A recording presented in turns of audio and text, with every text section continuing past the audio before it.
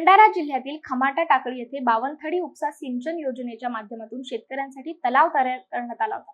मात्र गेल्या अनेक वर्षापासून तो ओसाड पडला असून लगतच्या शेतकऱ्यांनी ही जागा आपल्या ताब्यात घेत त्यावर अतिक्रमण केले. आजूबाजूच्या शेतात जाण्यासाठी तलावातून रस्ता होता. हा रस्ताही अतिक्रमण केलेल्या शेतकऱ्यांनी अडवला असून इतर शेतकऱ्यांना याचा त्रास सहन करावा लागतोय. याबाबत शावराम गायधने या वयोवृद्ध शेतकऱ्याने तक्रार दिली असून सदर अतिक्रमण काढून शेतकऱ्याला रस्ता उपलब्ध करून द्यावी अशी मागणी करत त्यांनी जिल्हाधिकारी कार्यालयासमोर आमरण उपोषण सुरू केले. 3 दिवस होऊन सुद्धा अजूनपर्यंत या आंदोलनाची दखल कोणत्याही प्रशासकीय अधिकाऱ्याने घेतली नसल्याची खंत उपोषणकर्त्याने व्यक्त केली आहे.